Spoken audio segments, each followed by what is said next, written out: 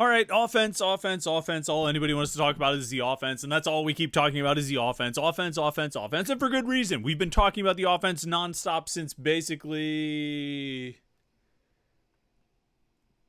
Actually, I was going to say since the end of last season, but the reality is we talked about it all season. I was going to say since the beginning of last season, but the reality is for different reasons. I was scrolling through some of our videos from last August, and there are videos right there where we're talking about what's your level of optimism for the offense. I mean, we're always talking about offense because guess what? This is a news flash for some folks out there. When you score a lot of points, you win a lot of games. It all comes down to the offense.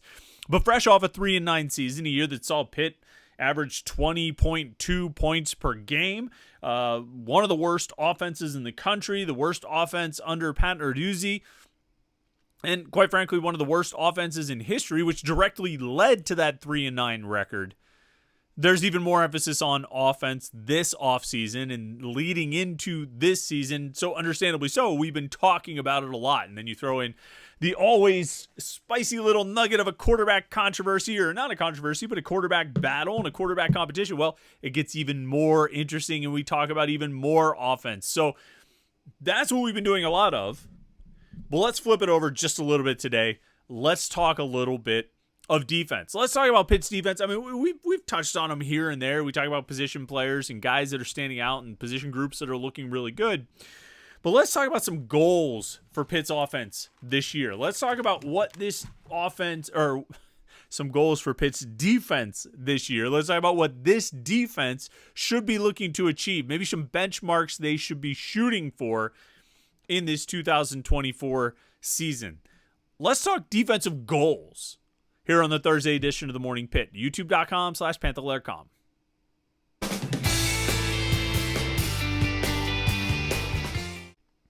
Yeah, it's the Morning Pitt. It's youtube.com/Panther-Lair.com. This is the Thursday edition of the Morning Pitt, almost to the end of the week. We always love it. I really like it because this is, I do this one today, and then tomorrow we have the mailbag, and that's always fun to do. If you want to get your question in for the Morning Pitt mailbag tomorrow, make sure you go to the premium message board, the Between Fifth and Forbes message board at Panther-Lair.com. Look for the thread that says mail time. Submit your questions about Pitt football, basketball, recruiting, or anything else on your mind.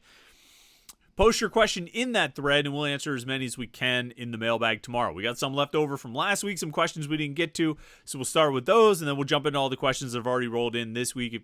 But a lot of times we run out of time. So if you want to make sure your question gets included in this week's mailbag, go check it out right now. Go post it right now on the message boards at Panther-Lair.com. You see the website below, Panther-Lair.com. Don't click that. That's not a link. It's just an image, but it shows you all the words and letters and symbols you need to put into the browser bar in a new tab, of course, to go see the website for the most comprehensive source of Pitt sports news on the internet. Football, basketball, and recruiting, you find it all at Panther-Lair.com, and message boards to interact with hundreds and thousands of other Pitt fans all day, every day. Panther-Lair.com, Pittsburgh.rivals.com. Of course, you know what we always ask you to do. Like this video and subscribe to our YouTube channel, youtube.com/Panther-Lair.com. That way you never miss any of our Pitt video content. And we got a lot rolling right now with all the training camp stuff going on, practice highlights, press conferences, interviews, postgame, all that stuff. And the Morning Pitt every day. The live show like we did last night at 8:30. Every Wednesday night, 8:30 p.m., me and Jim Hammett get together to talk to you about Pitt sports on the Panther-Lair Show. And it all happens right here at youtube.com/Panther-Lair.com. So like this video and subscribe. That way you won't miss any of our Pitt video content, right? You don't want to miss any of that. All right, let's talk goals for the defense, okay? Because I started looking up a few things about what the defense did last year, what they've done in the past, what's been successful, what would be considered successful, and try to come up with a few goals for this defense, all right? Let's start with sacks. Okay, let's start with sacks and the value of sacks and,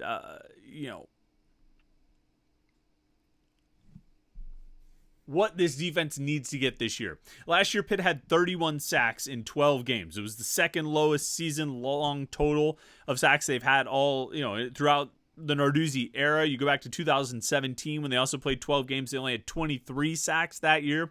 The next year, 2018, they actually had 32, which is more than they had last year, but they played 14 games in 2018. On a per game basis, they actually have fewer sacks per game than last year.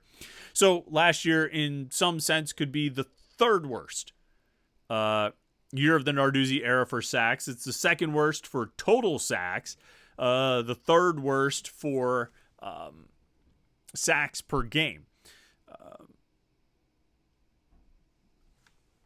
So obviously a step back, and there's a lot of reasons for that. And we talked about this. We've talked about this a lot. I've talked about this a lot. I really like that, I have this legal pad page, and at some point I will lose this. At some point we'll fill this legal pad, and I'll forget that I have all this written down. But for now, I have it all written down.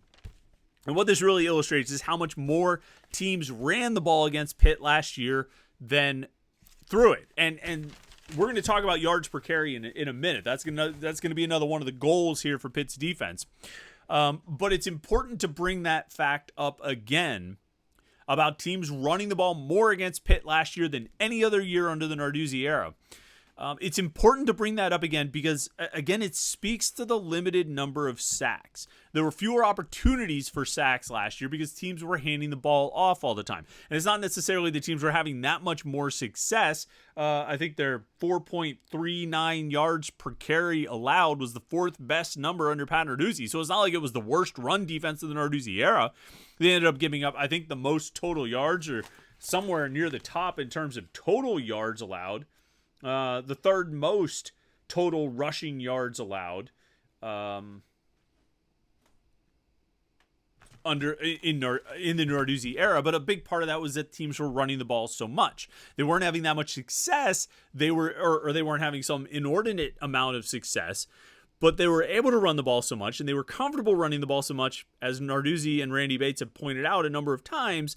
They were comfortable running the ball so much. Opponents were comfortable running the ball so much because Pitt's offense provided very little threat of its own. If you're not worried about the other team scoring, you're not really feeling any pressure to push the ball downfield. Fewer passes, more rushing attempts means fewer opportunities for interceptions, fewer opportunities for sacks. And I think you saw the numbers bear that out when you end up with the third fewest, basically the third worst year for Pat Narduzzi in terms of sacks per game at Pitt. So you have that. And that's going to sort of loom over everything here, that so much of the success the defense has or doesn't have, a fair amount of it's going to be connected to the offense. If the offense can score and put pressure on the other offense, put pressure on the opponent's offense to keep up, there's going to be a lot more opportunities out there for Pitt's defense to get after the quarterback and also, potentially get interceptions and force turnovers in that way. So that hangs underneath all of it. All right. When we look at the pass rush specifically, though, what's a target number? Where do you think they should be? Let's say the offense is a little bit better, and so teams aren't able to run the ball, 38, 39, 40 times per game like they did against Pitt last season. Let's say Pitt's offense is a little bit better. They force the issue. They cause opponents to try to pass and have to pass more because they have to keep up with Pitt's offense, or at least stay ahead. Let's say it works out to an average amount of opportunities, basically average for what we saw through the first 8 years of the Narduzzi era. What would be a target number, a goal for this defense in terms of sacks, an overall number? And the first number that came to mind when I looked, just looking at what Pitt has done in the past, was 40 sacks. If they could get 40 sacks, that seems like a good number. They topped 40. They actually had 46 or more every year, 2019, 20, 21, and 22. They had 51 sacks in 2019, 46 in 2020, which is a remarkable number because they only played 11 games. So they averaged more than 4 sacks per game that year. They had 54 sacks in 2021 and 48 in 2022. All great numbers. Really good. If you get 45, 46 sacks, and I'll tell you why I think that's such a great number. Last year, in all of college football, or all of FBS, there were only 9 teams that had at least 40 sacks. And 3 of those 9 played more than 13 games. Only 6 of those 9 teams that had 40-plus sacks last year played only 13 games. And even if you expand the number to 38 sacks, there were 15 teams in college football last year that had 38 sacks or more. 9 of those 15 only played 13 games. So, I mean, most of the teams that were able to get over that number, get past 38, get past 40, a decent chunk of them played 14 games, 15 games in some cases. But I think that's interesting to look at, that there were only 15 teams last year that had 38 sacks or more. 15.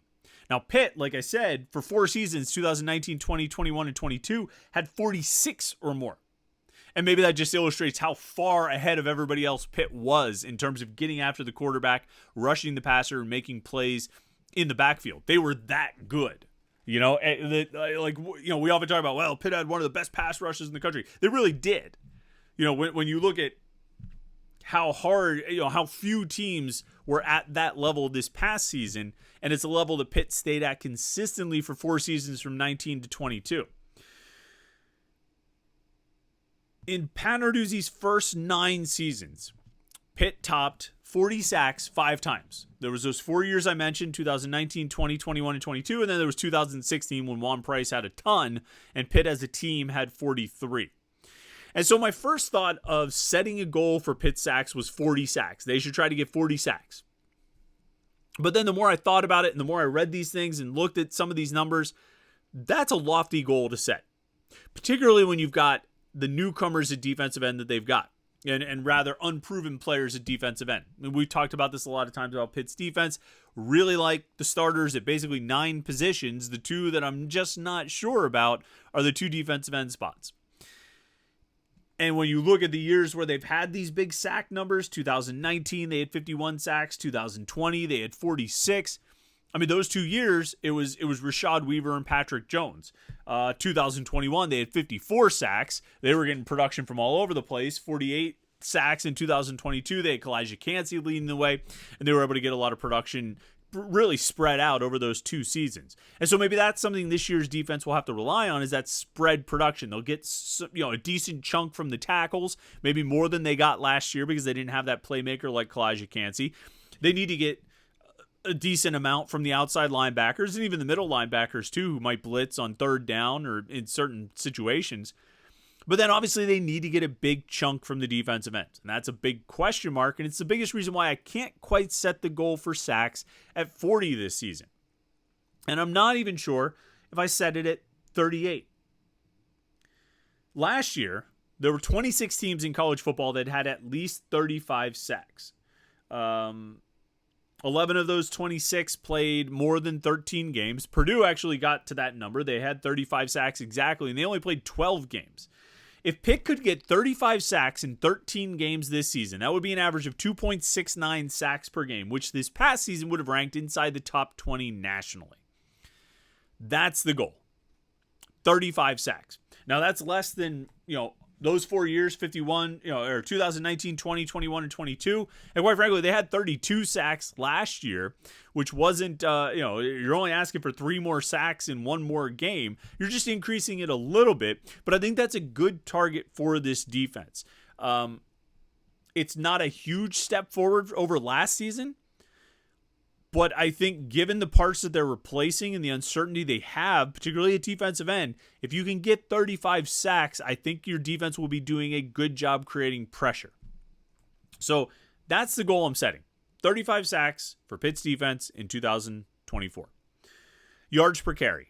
Last year, they averaged 4.39 yards per carry against. We've talked a lot about this, about what that means and that number and, that's actually not that bad of a number. It's actually better than what they allowed in 2022.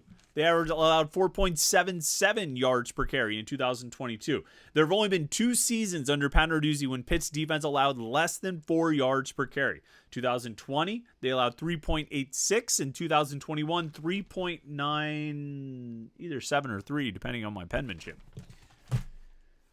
Last year, 50 teams in FBS allowed fewer than 4 yards per carry.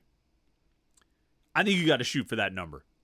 Now, there are a lot of pieces that have to come together to get that run defense playing well. I think primarily you need strong play up the middle, defensive tackles and middle linebackers, and you need your outside linebackers to secure the perimeter. If there was a vulnerability and a weakness against the run last year, and don't even bring up the Syracuse game. All right, that figures into these numbers. But that was such an anomaly, an aberration, and a horrible thing to happen. I mean, just a disaster in every way imaginable that I can't even like put that in the context. It's like the Syracuse game in 2016. Like that game doesn't exist. It doesn't exist. It can't inform any of your thinking about this team. Like the Syracuse game in 2016 had no bearing or consequence aside from being a win or a loss. It had no bearing or consequence on the play or results or performance of the team before that game or after that game. And the Syracuse game last year, the disaster that it was had no bearing or consequence on what came before. I forget what game was before that. Was that the Florida State game the week before or the game after, which I think was the Boston College game when they finally switched to Nate Yarnell and they won. It was such an aberration. Like sometimes things happen that are just so extreme that you're like, I just can't even count this. This just doesn't exist. The Georgia Tech game in 2014 where they fumbled on 5 of their first 6 possessions. No. Or they fumble on their first 5 and 6 out of their first 7. Something like that. James Conner gets run down from behind, fumbles inside the 5 or 10, and the ball rolls out of the end. I mean, like, that was such an aberration and so ridiculous that I just can't even, it just can't exist. It doesn't exist. And it can't inform any part of our conversation. The only thing I would reference about that Syracuse game last year is the performance of Christian Bayer. And the turnovers and how that ultimately led to his demise as Pitt's starting quarterback and ultimately a member of Pitt's roster. And that's the only thing that resonates from that game. The run defense, it didn't happen.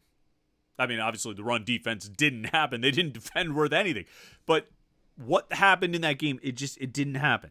I just have to set aside. The hell were we even talking about? Look, I'm so, like, this is what a game like that, this is what it can do. It can get you so thrown off that you're just like, what happened?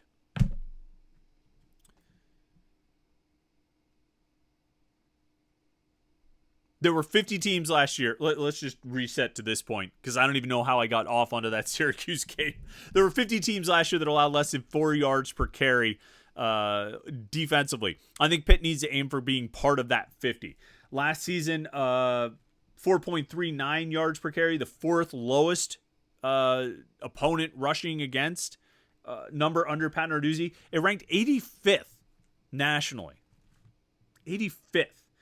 The only 2 years where Pat Narduzzi's defenses allowed less than 4 yards per carry were 2020 and 2021. The third best total was 2019, 4.17. And I think you're really 19, 20, 21, you're looking at the 3 best defenses under, well, 19 and 20 in particular. I think if you were going to tier Pat Narduzzi's defenses at Pitt, tier 1 would be the 2019 and 2020 defenses. Tier 2 would be 21 and 22. Tier 3 is just everything else because everything else had its own. Everything else had its own issues. But 2019, which I think is a tier 1 Narduzzi defense, still allowed better than 4 yards per carry to opponents. I think the goal this year has to be under 4. And I think the defensive tackles are going to be a big part of that. And I think the outside linebackers are going to be a big part of that. So that's the goal there. Last goal is points per game. Last season, Pitt allowed 27.3 points per game. That actually broke a streak. You kind of have these bookends of 2018 and 2023. 2018, they allowed 27.8 points per game. 2023, they allowed 27.3. So those 2 years where they averaged better than 27 points per game allowed. In between 2019, 20, 21, 22, and again, those tier 1 and tier 2 Narduzzi defenses, it was 22.5, 24.5, 23.5, 24.3. It was all 24.5 or fewer. I think they need to be back in that range. Hot take. They need to give up not many points. I'm going to set the goal at 25. Last year, there were 61 teams in college football that allowed fewer than 25 or fewer points per game. I think Pitt needs to be in that group. Less than 25 points per game. Most of Narduzzi's defenses have done that. Well, those 4. 2019 through 2022. So actually, I shouldn't say most of Narduzzi's defenses because the rest all allowed 26 or more. 26.1 in 2015, 35.2 in 2016, 26.6, 27.8 in 17 and 18 respectively, and then last year 27.3. They need to balance that out. Right? They've got 5 where they allowed more than 25 points per game, 4 where they allowed less than 25 points per game. I think this year needs to be in that second group, the less than 25 points per game. I think that's where they have to be. You know, I keep talking about the offense needing to average 28 points per game. They may or may not get there. I think this defense, to give the offense a chance, needs to hold opponents under 25. I don't think this is going to be a tier 1 Narduzzi defense. Just because I just don't know if the pass rush is going to come from the defensive ends. And like these numbers we're talking about, if you can get around the 4 yards per carry, if you can get 35 sacks, 25 points per game, it'll be maybe join tier 2 at best. I don't think it's going to be a tier 1 Narduzzi defense like the 2019-2020 defenses were. And like the 2020 defense still had the Notre Dame game and the Clemson game. But I digress. I don't think it's going to be a tier 1 defense like that, but I think it has a chance to be like sort of creep into the tier 2 range of Narduzzi defenses. And I think it'll need to in order to give this offense the breathing room it needs to go out and win games. So those are a few goals that I have for this defense. I'd like to know if you think I'm aiming too low or aiming too high. 35 sacks, 4 or fewer yards per carry allowed, and 25 or fewer points per game allowed. What do you think about those numbers? Too high, too low? Do you have other goals that you would set for this defense of where you think they should be? I didn't really get into turnovers because it's a little bit hard. I think those are tough. They're not as consistent of a number, you know, as sacks are a little more consistent. Yards per carry allowed are a little more consistent. Points per game obviously are a big number that goes game to game. So I'm curious to hear if you have any other stats that you think you would add to the goals for this defense, and then what you think of the numbers that I said. All right, we got the Morning Pitt mailbag tomorrow. Can't wait for that. Should be a lot of fun. Always look forward to doing those. There's still time to get your questions in, so go post them on the message boards at Panther-Lair.com. Panther-Lair.com, Pittsburgh.rivals.com. And then like this video and subscribe, youtube.com/Panther-Lair.com. Thanks so much for tuning in today. It's been a lot of fun. I hope you enjoyed it. Have a great Thursday, and we will catch up with you to end the week tomorrow on Friday right here on, what is this thing? The Morning Pitt, youtube.com/Panther-Lair.com.